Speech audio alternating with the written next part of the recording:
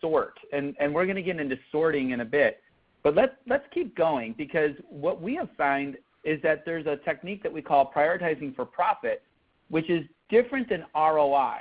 And what I would argue is that we prioritize from a business perspective markets based on ROI.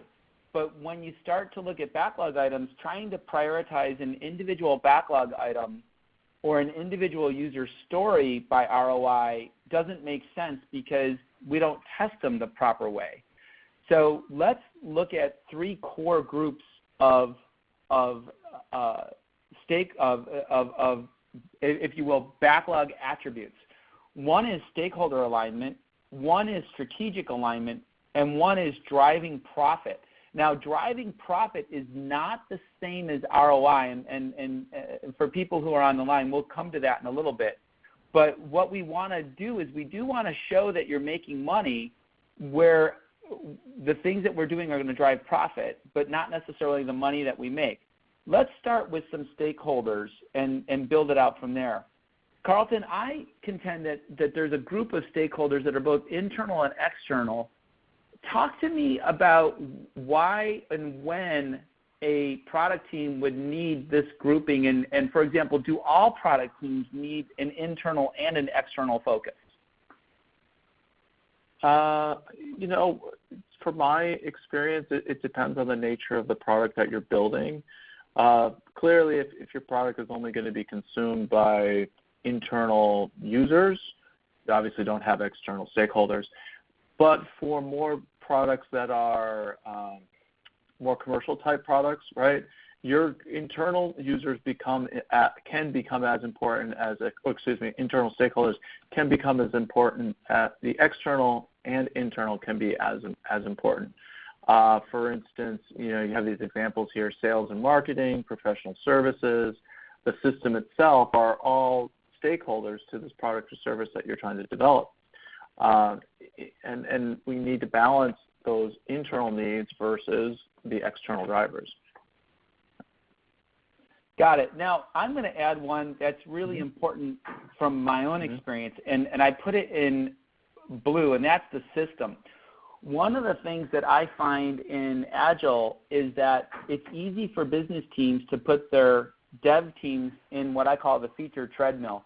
And one of the consistent things that I hear when I'm working with clients is, my architecture is degrading, not improving, now that I adopted Scrum, because the product owner never prioritizes technical infrastructure and technical improvements.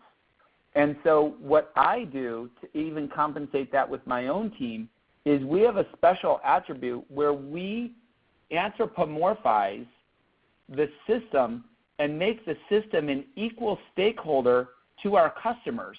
So if you think about it, a business would never starve a given customer of value. So why would we starve ourselves from value? And so I think it's really important to keep the system present in the prioritization discussions and make sure that system-level improvements are included in the prioritization discussion. Now, yes, when we start to look at... Go ahead, Carlton. I was just going to say, I use the metaphor of a garden, right? You just have to keep the garden clean. Otherwise, it won't bear you benefits and fruits and vegetables. That's how I think about it. So in your garden metaphor, the system would be things like, removing the weeds, which could be the bugs, or maybe installing a new irrigation system to improve the watering, which would be like upgrading your technical infrastructure to a different platform. Yeah, it could be that. It could be, we want the garden to become organic, which might mean like certain type of upgrade or compliance requests. Right? There are all sorts of things that you would consider doing as a garden. Sometimes part of the garden is just letting part of it, lie fallow at times too, to recharge. Awesome. Now, the next area of alignment is strategic alignment. I worked a few years ago with a client whose strategy was to help their products be global, social, and mobile. And I want the attendees in the webinar to think about, imagine that you're a product owner for a company whose CEO and board says, we want our products to be global, social, and mobile. And your boss walks up to you and says, how does your backlog for your product align to our corporate strategy? If you can't answer that question, you're going to have trouble trying to negotiate your next raise or your next bonus or your next job. And so what we recommend is that making strategic alignment a very explicit part of the attributes, and then talking with your boss to say, look, my understanding is our company's strategy is to be global, social, and mobile, or our company's strategy is to expand market share in Latin America, or our company's strategy is to lower costs or create a partnership with another company. Do I have the weighting of these attributes correct so that when I am putting into my spreadsheet for prioritization what those numbers are, I can help that number, the weight of the strategic alignment, help me in my prioritization process. So this is something that I think many product owners miss because they tend to think a little tactically. Now, the next area is in terms of, somehow I repeated this slide. Sorry about that. The next area is actually, before we talk about it, I want to add a poll, which is, we've talked about prioritizing for profit as opposed to ROI. We'd like to get the sense of the participants for their organization. What do they think is the most important driver of profit within their business?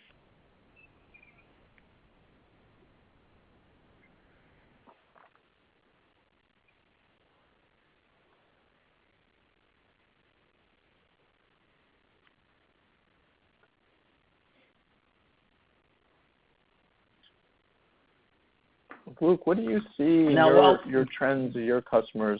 Yeah, I was going to ask, like, what do they ask? What are they concerned about? Centennial's customers? No, just well, maybe sometimes when you work with customers and in Centennial. Start with there. So. Well, when I work with customers, I think that when I see what's going on is, I guess I think that this is kind of a multidimensional thing. We're at 400 responses, which is really good. I think it's actually a really tricky, hard thing to look at because and people keep coming in on their responses is because when you look at profit, I think that driving top line growth through growing more customers is important. But I think that every now and then, at least what I do is I kind of look at my data, and if I feel like my churn is a little higher, I might put a little bit effort into reducing churn.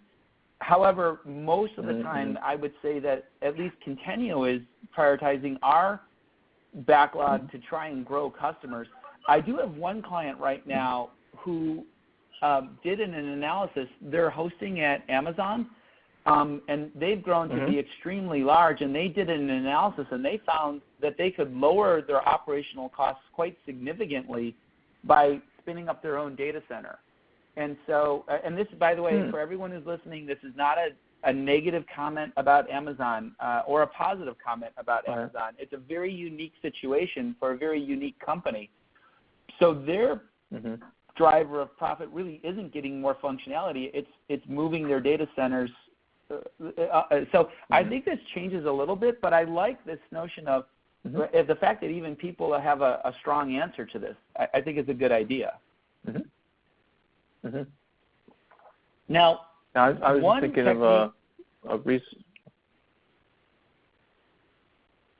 You're thinking of what? I didn't hear that. I'm sorry. Oh no, I was thinking of a recent client that I was working with where they were thinking about how do we get more value from our existing customers, right? And so they were really thinking about how do we, have them, spend more money with us? How do we, help support, create more transactions? So. Yeah, well, I think what we should do is look at that, right? Because if you look at these different areas, and this comes from Agile 42, which is Dave Sharrock has been a guest on the Collaboration at Scale webinar. But Dave talks about 4 clumps of things that can drive profit.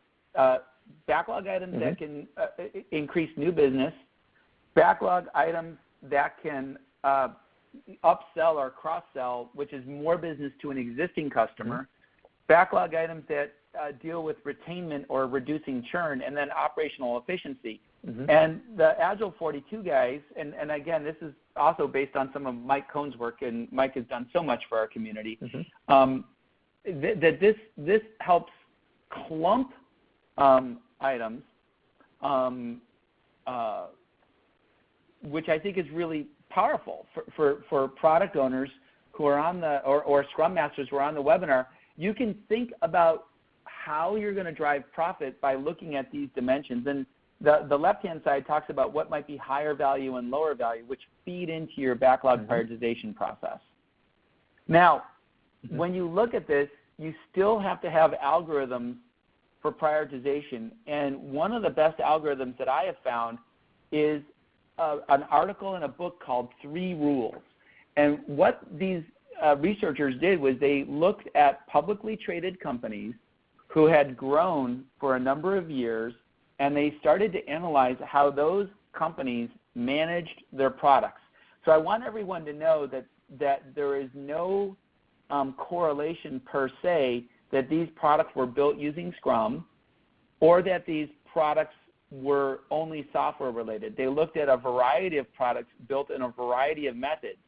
But what they did really focus on was how did the product managers and how did the product owners prioritize. And they found that this algorithm was consistently found for products that were superiorly performing in the market, where the algorithm is when you must decide between making something better or cheaper, choose to improve rather than cut prices, and revenue before costs. When you must decide between finding a way to increase revenue or reducing cost, choose to look at ways to increase revenue. And I find this prioritization algorithm extremely helpful for my clients and even for Centennial. And Carlton, I wanted to see if you had any thoughts on this, on the application of this algorithm in some of the work that you're doing.